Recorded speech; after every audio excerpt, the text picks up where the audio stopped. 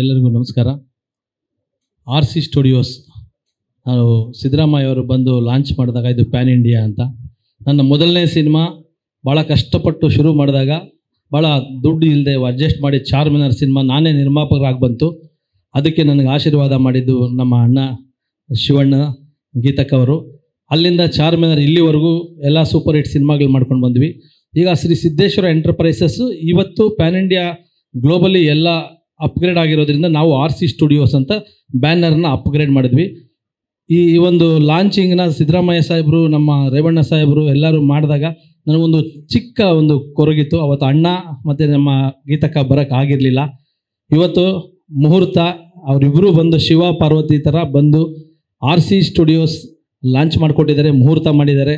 ಇವತ್ತಿಂದ ಶೂಟಿಂಗಿಗೂ ನಮ್ಮ darling Krishna sir, ಅಮೃತ Iyengar madam ಮತ್ತು ಪ್ರಕಾಶ್ ರೈ ಸರ್.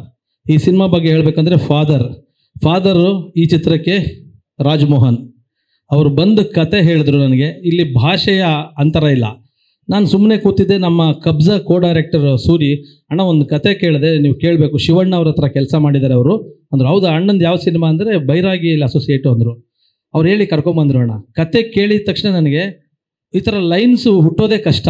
ಎಮೋಷನಲ್ ಕತೆ ಮತ್ತು ಅಪ್ಪ ಮಗನ ಆ್ಯಕ್ಷನ್ನು, ಎಮೋಷನ್ನು, ಡ್ರಾಮಾ, ನನಗೆ ಕಣ್ಣಲ್ಲಿ ನೀರು ಬಂತು. ಈ ಥರದ ಸಿನಿಮಾ ಇವತ್ತಿನ ಟ್ರೆಂಡ್ಗೆ ಬೇಕು ಅಂತ ಅನ್ನಿಸ್ತು. ಇಮಿಡಿಯೇಟ್ ಅವ್ರಿಗೆ ಅಡ್ವಾನ್ಸ್ ಕೊಟ್ಟು 9 ತಿಂಗಳು ಇಲ್ಲೇ ಕೂರಿಸಿ ನನ್ನ ಸಿನಿಮಾಗಳನ್ನು ಪೋಸ್ಟ್ಪೋನ್. ಎಷ್ಟೋ ಜನ ನೀವು ಇನ್ನೂ ಯಾಕೆ ಡೈರೆಕ್ಟ್ ಮಾಡ್ತಿಲ್ಲ ಅಂದರು. ರಾಜ್ಮೋಹನ್ ಅವ್ರಿಗೆ ಅಸೋಸಿಯೇಟ್ ಆಗಿ ಇಲ್ಲೇ ಇದ್ದಾರೆ. ರಾತ್ರಿಗಳು ಕೂತ್ಕೊಂಡು ಸ್ಕ್ರಿಪ್ಟಲ್ಲಿ ಕೂಡ ಮಂಜು ಮಾಂಡವ್ಯ ಎಲ್ಲರೂ ಸೇರಿ ಒಂದು ಒಳ್ಳೆ ಕಂಟೆಂಟ್ ಚೆನ್ನಾಗಾಗಲಿ ಅಂತ ಒಂದು ಟೀಮ್ ವರ್ಕ್ ಮಾಡಿ ಇವತ್ತು ಅದು ಫಾದರ್ ಇವತ್ತು ಮುಹೂರ್ತ ಆಗಿದೆ. ಫಾದರ್, ಡಾಗ್, ಶ್ರೀರಾಮ ಬಾಣಚರಿತೆ ಮತ್ತು ನಮ್ಮ ಅಣ್ಣದು ಇನ್ನೊಂದು ಸಿನಿಮಾ ಆದಷ್ಟು ಬೇಗನೆ ಅಣ್ಣ ಸಿನಿಮಾನು ಮಾಡ್ತೀನಿ. ಸೊ ಒಟ್ಟಾರೆ ನಮ್ಮ ಬ್ಯಾನರಲ್ಲಿ 5 ಸಿನಿಮಾಗಳು, 5 ಕತೆಗಳನ್ನು ನಾವು ಲಾಕ್ ಮಾಡಿದ್ದೀವಿ. ಇವತ್ತು ಮೊದಲು ಜನ್ಮಕರ್ತ ಫಾದರ್, ಹಾಗಾಗಿ ಫಾದರ್ ಸಿನಿಮಾನೇ ಇವತ್ತಿಂದ ಶೂಟಿಂಗ್ ಹೋಗೋ ಥರ ಒಂದು ಮುಹೂರ್ತ ಮಾಡಿದ್ದೀವಿ. ನಿಮ್ಮೆಲ್ಲರ ಆಶೀರ್ವಾದ ಇರಲಿ.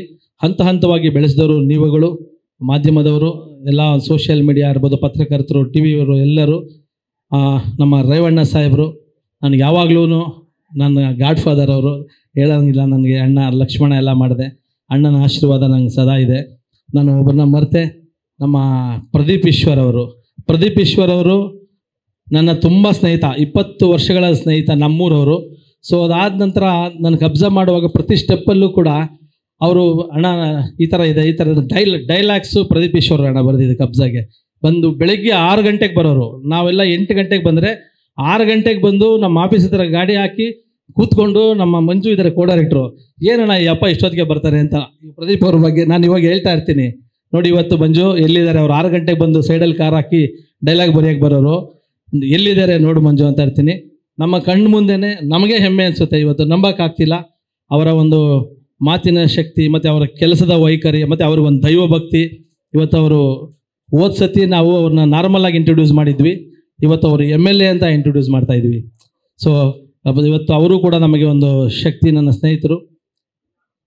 ಕೊನೆಯದಾಗಿ ನಾನು ಎಲ್ಲ ನೆನೆಸ್ಕೊಳ್ಳೇಬೇಕು. ನಾವು ಏನೇ ಮಾಡಿದ್ರು ನನ್ನ ಅಣ್ಣ, ನಮ್ಮ ಶ್ರೀಕಾಂತ್ ಅಣ್ಣ, ಮೈಲಾರಿ ಚಿತ್ರದಲ್ಲಿ ಮುಂಚೆ ತಾಜ್ ಮಹಲ್ ಆದಾಗ ನನಗೆ ಅಡ್ವಾನ್ಸ್ ಕೊಟ್ಟಿದ್ದು ನಿಮಗೆಲ್ಲ ಗೊತ್ತೇ ಇದೆ. ಅಲ್ಲಿಂದ ಇಲ್ಲಿವರೆಗೂ ನಾನು ಏನೇ ಮಾಡಿದ್ರು ಅವ್ರಿಗೆ ಹೋಗಿ ಸಜೆಷನ್ ತೊಗೊಂಡು, ಸರ್ ಹಿಂಗೆ ಮಾಡ್ತಿದ್ದೀನಿ ಕರೆಕ್ಟಾ ಅಂತ ಕೇಳಿ ನನ್ನ ಅಣ್ಣನ ಸ್ಥಾನದಲ್ಲಿ ಅವ್ರನ್ನ ಇಟ್ಕೊಂಡು ನಾನು ಸಿನಿಮಾಗಳನ್ನ ಮಾಡ್ಕೊಂಬರ್ತಾಯಿದ್ದೀನಿ. Srikanth sir, thank you so much. Chetan ಅವರು ಬಂದಿದ್ದಾರೆ. ಚೇತನ್ ಅವರೇ ಥ್ಯಾಂಕ್ ಯು.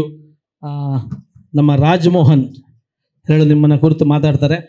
ಅವ್ರಿಗೆ ಹೇಳಿದೆ ನಾನು, ಫಸ್ಟು ಫಾದರ್ ನಿಮ್ಮಿಂದ ಶುರು ಮಾಡ್ತಾಯಿದ್ದೀನಿ. ನೀವು ಎಷ್ಟು ಡೆಡಿಕೇಟ್ ಮಾಡ್ತೀರಾ ಅಷ್ಟು ಕನ್ನಡ ಚಿತ್ರರಂಗದಲ್ಲಿ. ಈಗ ಅಣ್ಣ ಬಂದು ಶಿವಣ್ಣವ್ರ ಸಿನಿಮಾ ನೀವು ಅಸೋಸಿಯೇಟಾಗಿ ಮಾಡಿದ್ರಿ ನೋಡಿ, ನಿಮ್ಮ ಹಣೆ ಬರ ನೋಡಿ.